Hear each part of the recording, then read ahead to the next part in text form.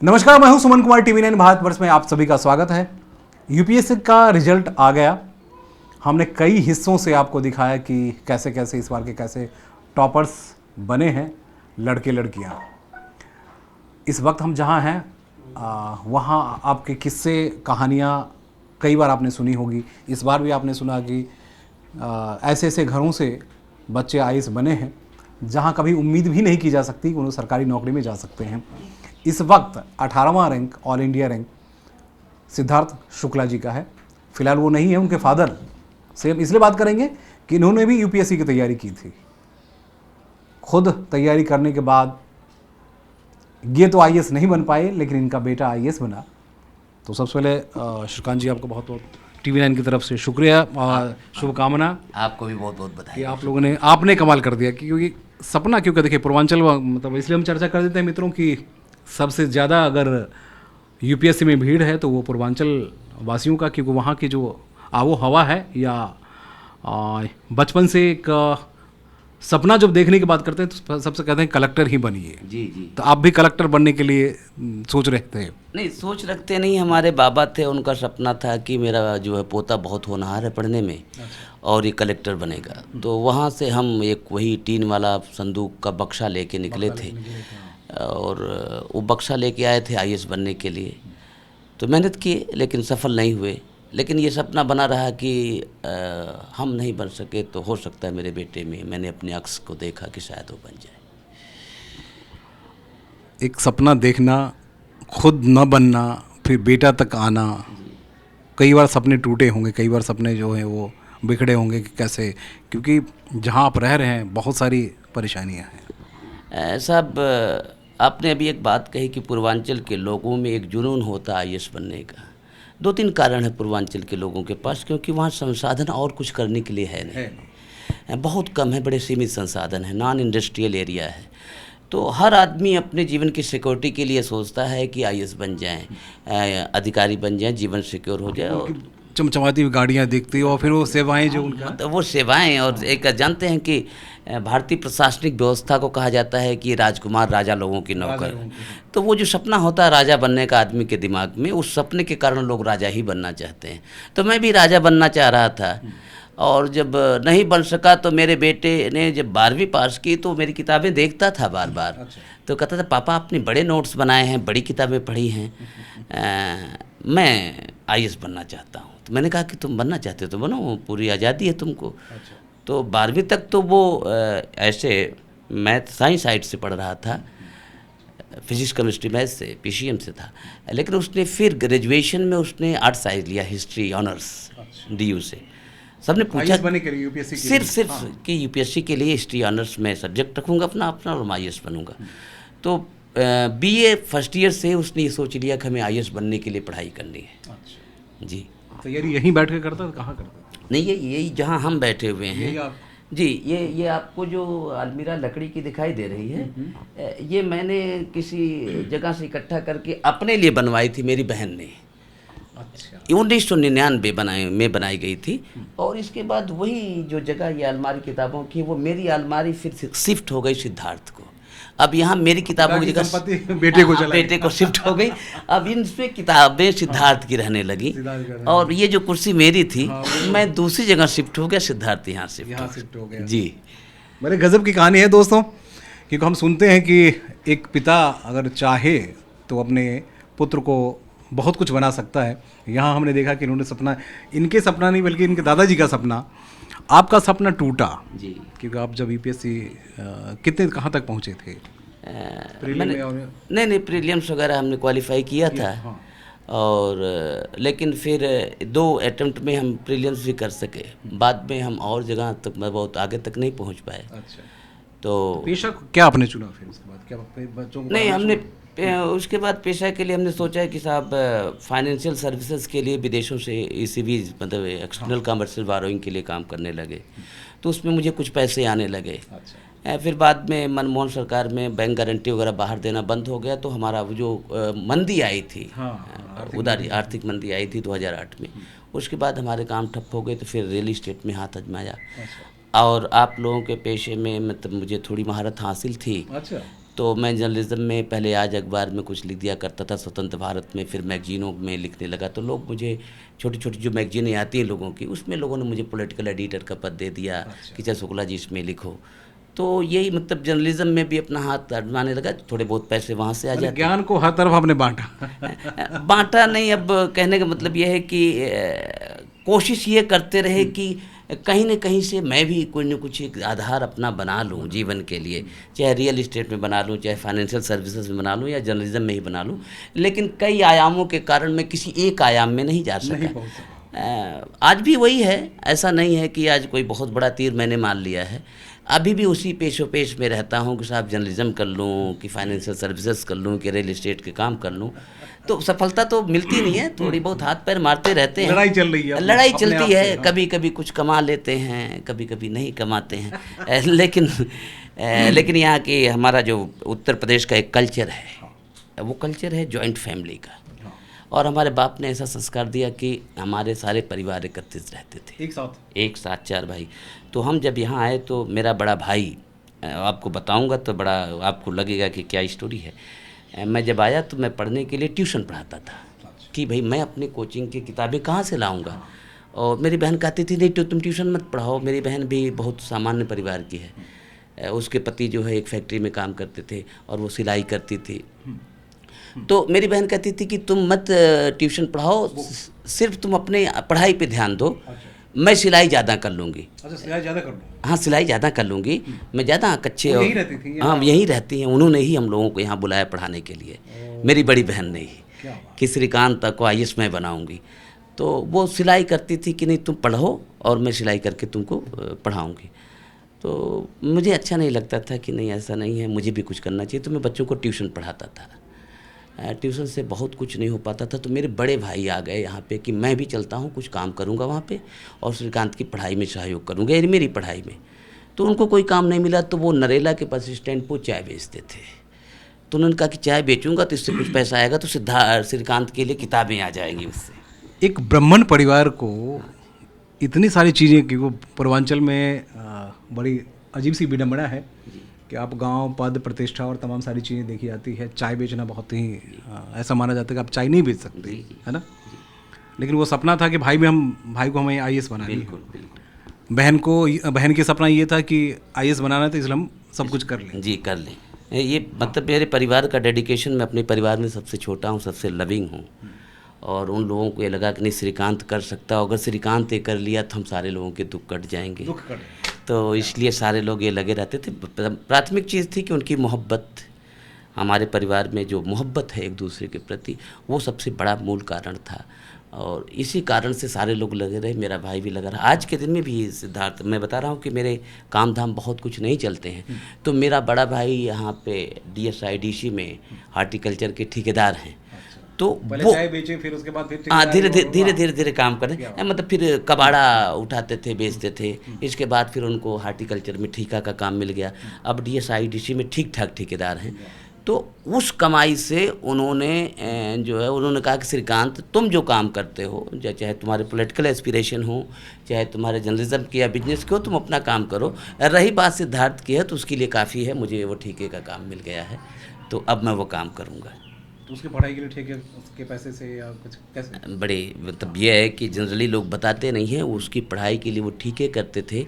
क्योंकि मज़दूर कम लगते हैं तो ठीके में पैसा बच जाता है। तो होता क्या था कि मज़दूर कम लगते हैं, ठीके में पैसा बच जाता है। तो कभी कभी होता था कि 1000 गड्ढे करने हैं पौधे लगाने के लिए, आ गया DSIDC के 1000 प्लांट लगाने हैं, तो उसको गड्ढे करवाने में बहुत पैसे लगेंगे मज़दूरों को लगाने में। तो मेरे भाई क्या करते थे कि दिन में तो नहीं, रात में ये जो सिद्धार्थ IAS बना है इसको ही उठा के ले जाते और सिद्धार्थ ही 100 गड्ढे करके आ जाता रात में, कि 100 गड्ढे मैं ही कर दूंगा बड़े पापा, तो आपके 100 गड्ढों का पैसा बच जाएगा। तो ये मतलब बड़ी तो ये इस तरह से हम लोग काम किए। हाँ दोस्तों, सुनने में तो आपको अजीब नहीं लग रहा होगा, सुनने में आप अगर बहुत, क्योंकि हम मिडिल क्लास फैमिली से जब भी आते हैं, लोअर क्लास फैमिली से जब आते हैं, तो उनकी कहानी कमोवेश यही होती है। चमचमाती हुई सड़कें आपको दिखती है, ये बहुत अच्छे घर, बंगले और तमाम सारी चीज़ें एक IAS का दिखता है, लेकिन उसके पीछे की कहानी जो है, यानी नींव की ईंट वो परिवार ही होता है। और परिवार आप देख रहे हैं, सुन रहे हो तो आप सोच रहे होंगे कि एक परिवार को कहाँ कहाँ कैसे कैसे अपनी सारी ख्वाहिशें मारनी पड़ती है कि हमें अपने एक बच्चे को बनाना है। शुक्ला जी बताइए कि अब तो सपना आपका पूरा हो गया, अब इससे क्या उम्मीद करते हैं कि वो सिद्धार्थ आपको क्या दे? टू बी वेरी फ्रैंक, मैं आपको बताऊं कि मैं एक सोशल एक्टिविस्ट हूं। उत्तर प्रदेश में जो गार्ड्स हैं, चौकीदार हैं, उनकी लड़ाई भी लड़ता हूं। रेलवे कर्मचारियों की लड़ाई लड़ता हूं। गरीब लोगों के लिए मैंने बहुत लड़ाई लड़ी है, मैं जेल भी काटा हूं।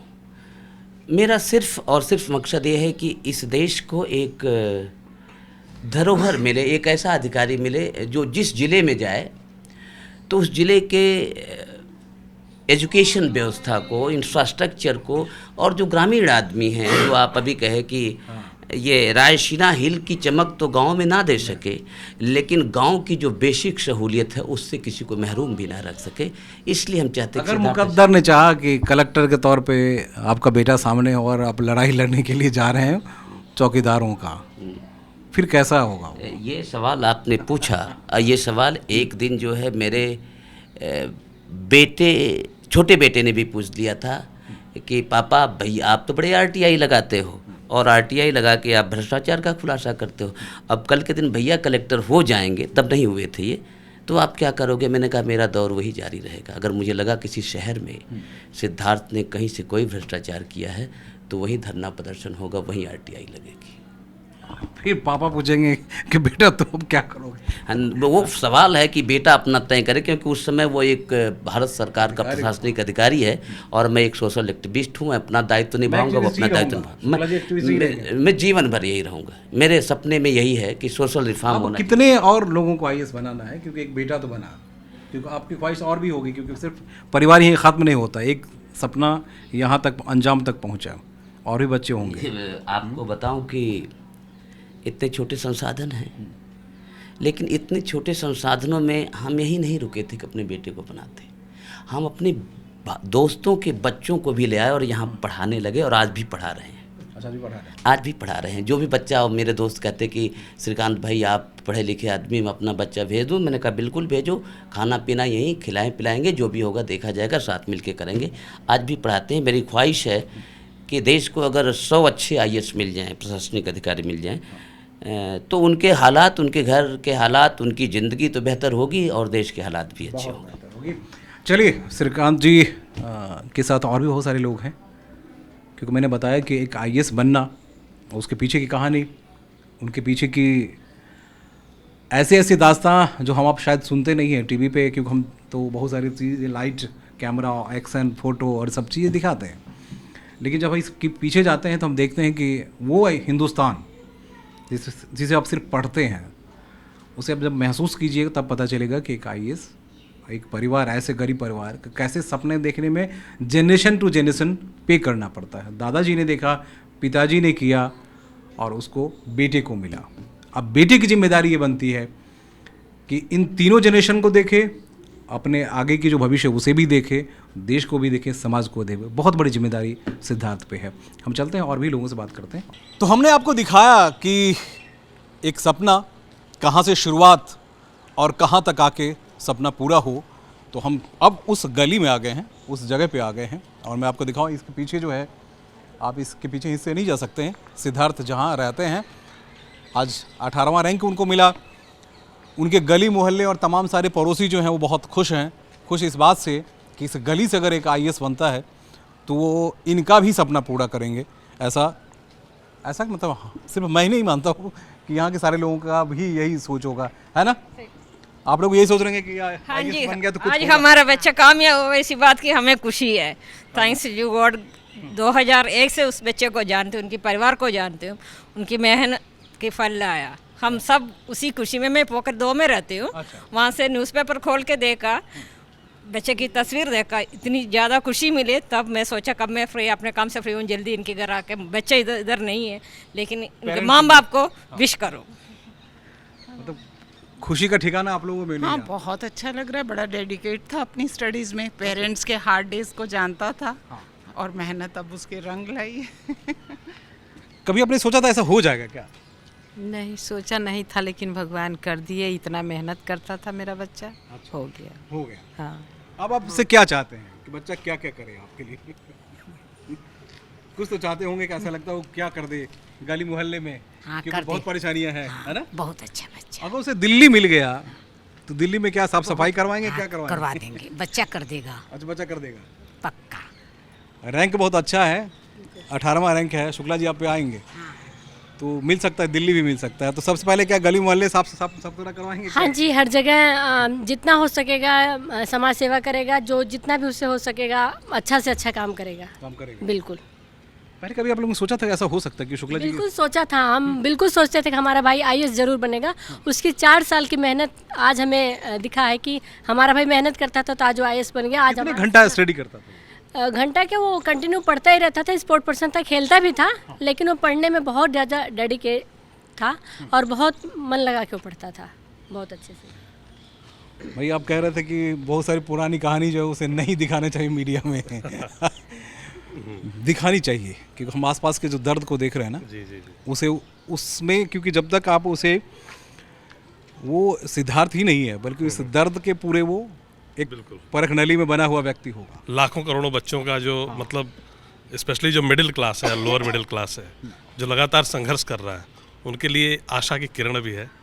और बहुत ही फोकस्ड होके, बहुत ही ज़्यादा एफर्ट, क्योंकि सीटें बड़ी लिमिटेड होती हैं गवर्नमेंट जॉब्स में, ठीक है। और जनरल क्लास हो तो और ज़्यादा परेशानी नहीं, जनरल हो आप किसी भी क्लास से हो, क्योंकि हर क्लास की अपनी अलग समस्याएं हैं, ठीक है।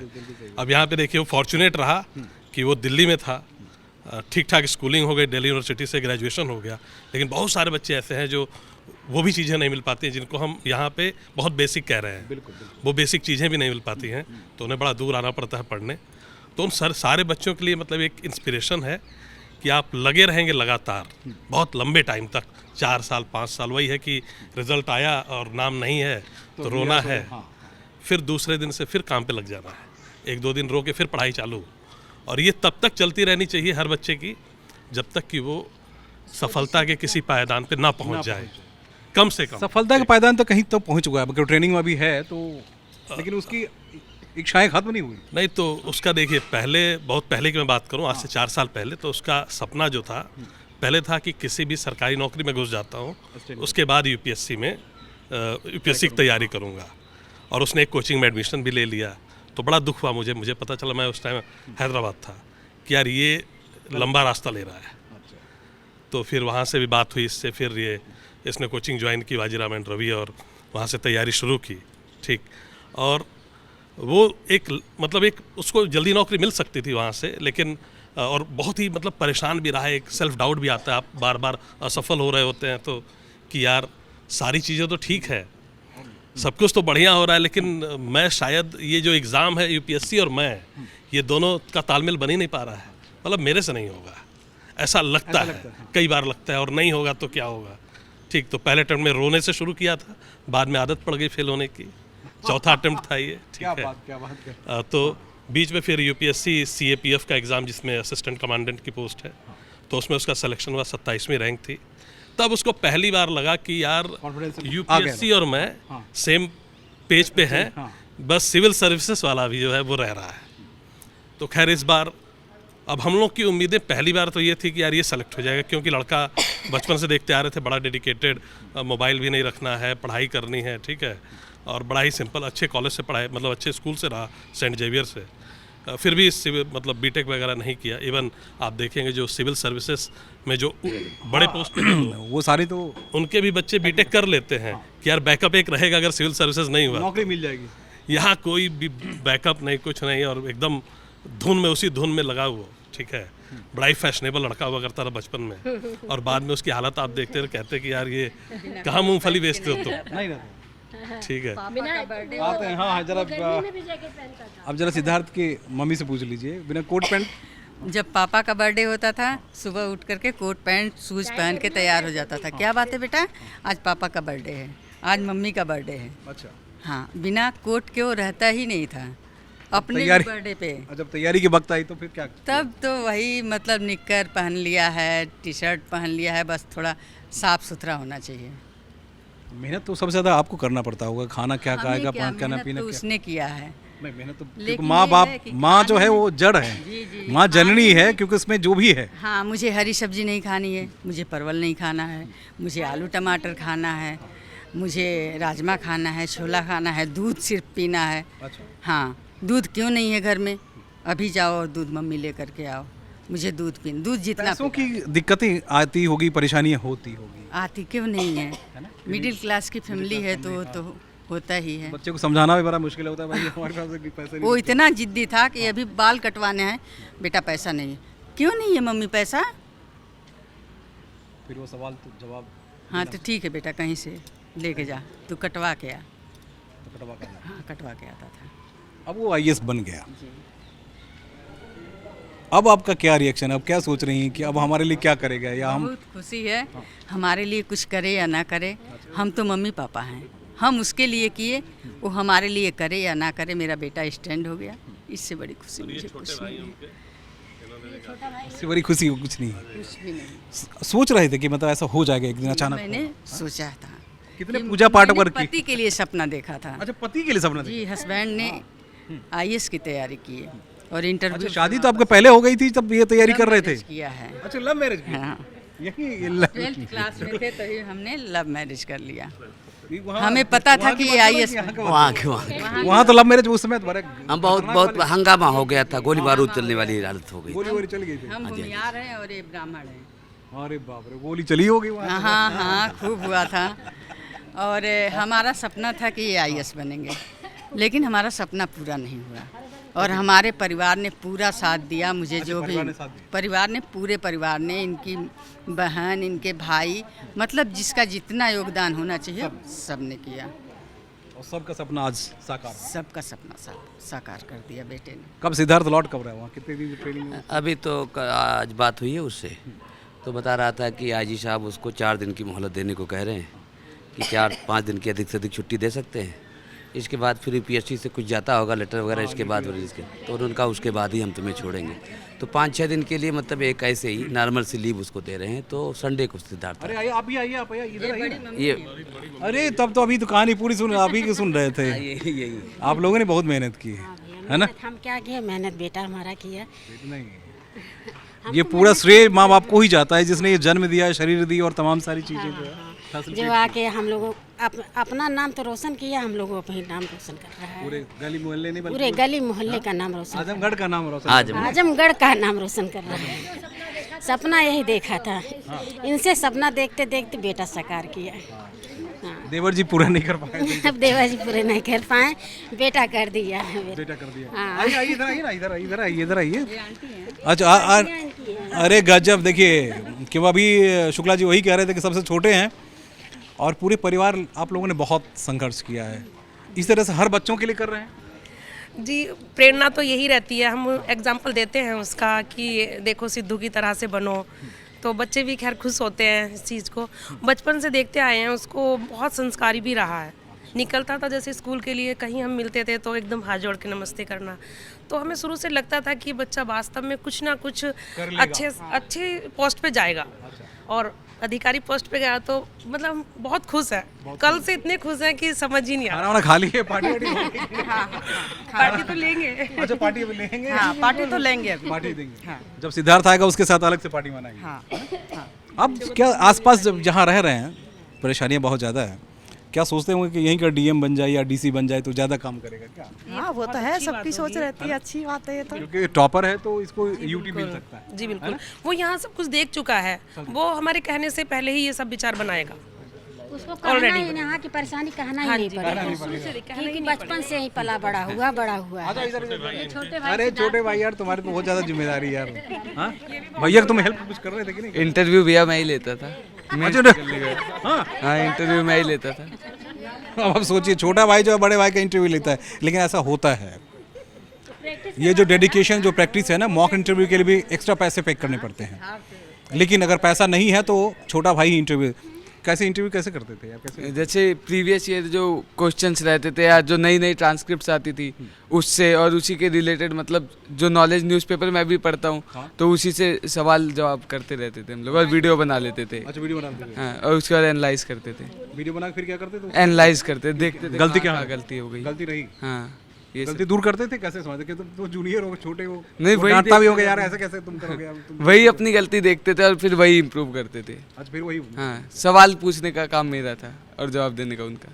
बताइए, ऐसा डेडिकेशन तो हम पूरे परिवार में बहुत कम ही लोगों में, पूरे परिवार ही एक बच्चे को बनाने के लिए हाँ, एक यूनिट की तरह काम किया। एक यूनिट की तरह काम। जी जी, बिल्कुल। आज यूनिट जो है वो पूरे पिलर की तरह। हाँ, पिलर की तरह। देखिए सारे लोग कितने खुश हैं, तो ये कितना बड़ा संदेश। कोशिश कर, शुरुआत तो यहीं से है ना। बिल्कुल सही बात है, ये बात है। शुरुआत तो आप लोगों ने की।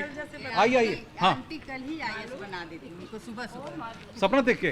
नहीं, झाड़ू लगा रहे थे ना, तो मैं बोली आईएएस के पापा झाड़ू लगा रहे हैं, मैं न्यूज वाले को बुला के बताते हैं, उनके बाद इनको खुशखबरी मिल गए। उसके बाद ही सुबह सुबह इन्होंने खबर दिया आईएएस के पापा। मैं बोली बताओ, आईएएस के पापा झाड़ू लगा रहे हैं, हम मीडिया वाले को बुलाते हैं कि आईएएस के पापा हो के जिनके बेटे को बॉडीगार्ड लगेंगे उनके पापा झाड़ू लगा रहे हैं। और वो 1 बजे ये न्यूज़ मिल गई। 1 बजे उनको न्यूज़। जी बिल्कुल। और सबको न्यूज़ दे भी दी, सबको फ़ोन कर करके बाद में हमें भी बुलाया, सबको बुलाया कि आ जाइए, आपका बेटा बड़ा खुश है, बहुत। देखिए, हमने कई आईएएस का इंटरव्यू किया। ये सपने, ये अपने, ये पराये, ये तमाम सारी चीज़ें वो कहीं ना कहीं अलग हो जाती है जब अपनों की सपनों की बात आती है और एक व्यक्ति में वो सपना देखा जाए और उसे साकार अगर हो जाए तो वाकई में वो किसी वरदान से कम नहीं है। तो ये शुक्ला जी के परिवार के लिए एक वरदान है, आसपास के लोगों के लिए वरदान है। शुक्र है कि आने वाले दिनों में उसे यूटी ही मिले और वो नरेला की समस्याओं से बहुत रूबरू हो चुका है, दिल्ली की समस्याओं से बहुत रूबरू हो चुका है, शायद वो दिल्ली का ही एक अच्छा अधिकारी बन पाए, हम यही उम्मीद करते हैं। शुभकामनाएं TV9 की तरफ से। कैमरामैन राहुल सिंह के साथ मैं सुमन कुमार, TV9।